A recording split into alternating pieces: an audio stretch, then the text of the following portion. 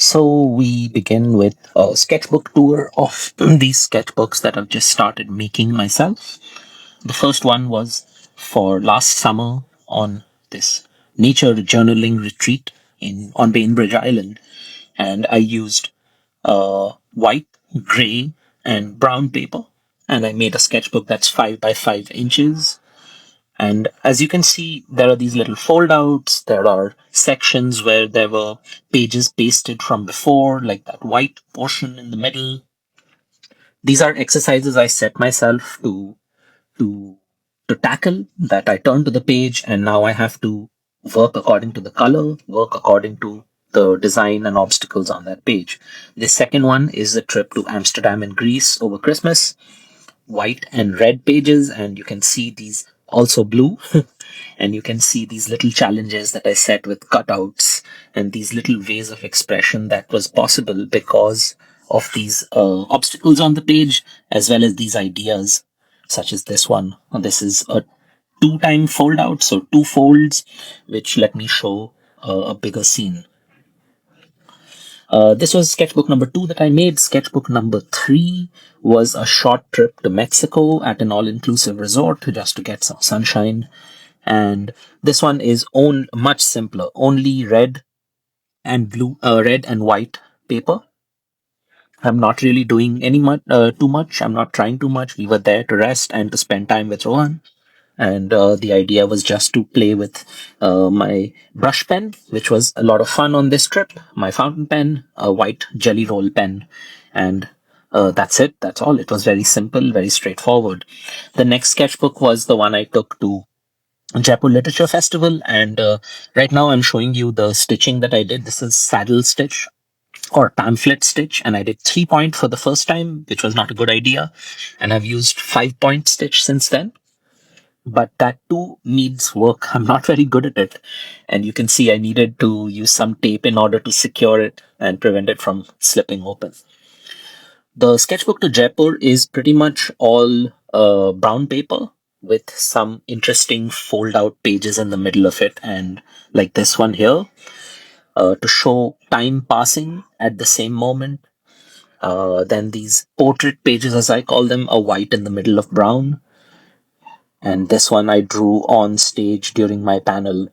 So fold out pages make things interesting and allow you to show passage of time or some kind of change.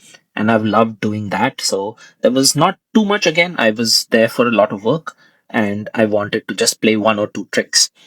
This is a 16-page zine I'm working on right now. These are just ways of observing Rohan and the different professions he seems to be modeling on certain days. And a 16-page zine made out of a single sheet of paper. So it needs only 3 cuts, scissor or paper cutter, whatever you choose, and then you fold it up. It's very simple to do. I'm sharing a video with this. I'm going to share a link to this little playlist I've made on YouTube of the reference videos I used to learn this. It's so simple to do, and it's a lot of fun. Immediately you have a tiny book. And once this book is completed, I'm going to bind it, I think, so that it can just be read and that can't be completely opened afterwards. There are a few more sketchbook tricks that I'm playing now that I want to show that will also figure into the sketchbooks I'll make that are here. Before that, a quick sketchbook tour of the recent pages in this sketchbook that I've just finished. I've been really enjoying drawing with my Pentel brush pen. So these pages are with the Pentel. This one is at on the Millennium Line Transit in the front row, in the front seat, facing out of the train. And drawing with the Pentel brush pen is feeding back to my lino cut practice. Thinking about light and shadow and big shapes of dark and light is playing into how lino cut is also made. This is one that I made based on 2 sketches from this page. Let me quickly show you also the lino, the print that came from it. So I'm quite happy with this print. It's a lot of detail, but I think I was able to do it justice. I'm quite happy with how it turned out. But here are these sketchbook games, papercraft, sketchbook craft games that I'm able to now play, keeping it very simple. So this is a pop-up card. Greeting cards often use something like this. It's very simple to do. You need two strips of paper along with a third strip, which is the one that you're drawing on, and then a little bit of glue arranged like this. I'll share a video that helped me figure out how to do this. Um, but it's so simple to do, and I love it because it adds such an interesting new element to your sketchbook. It'll come out of nowhere. This was a test, so it's quite small, but I want to make it much bigger for the ones I do in future sketchbooks. And it folds in just like this. It's so simple, so easy, and it can add so much value to a page.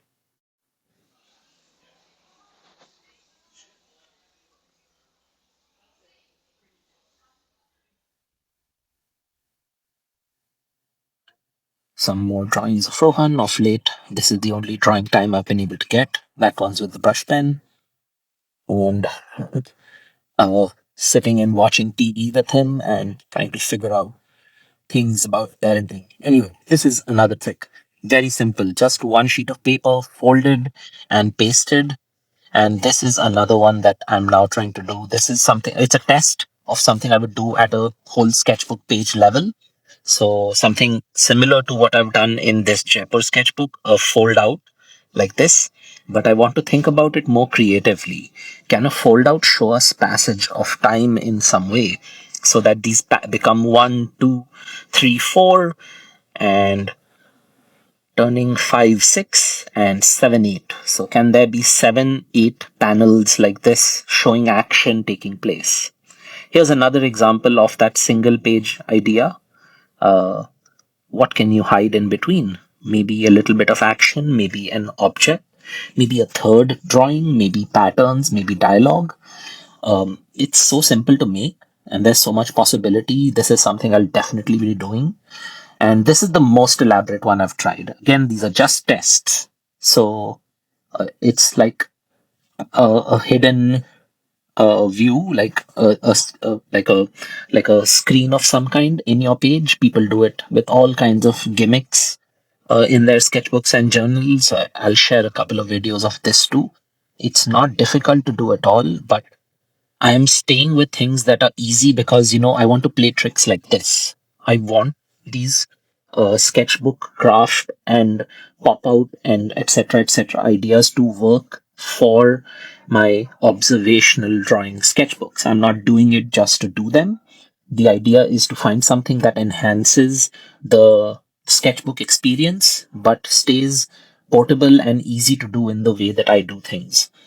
Uh, Here's some paper that I just cut for my next couple of sketchbooks. I just wanted to quickly run through it and show you some ideas that I might deploy in them.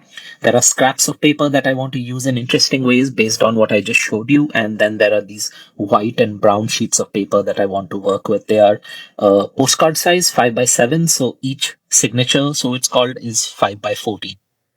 And now let's look at my recent lino cut. Were so much fun. I'm making these tiny icons, 1.5 inches, and I'm thinking about interesting ways to place them. So can I make a tiny drawing and can it become various abstract patterns? And can these patterns say interesting things?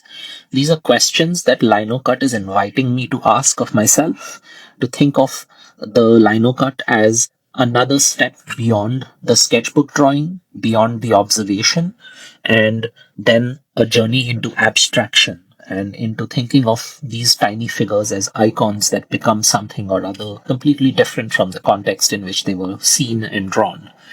So this is what I've been doing. Thank you so much for being here, and I hope to see you in the next Insider Hangout soon.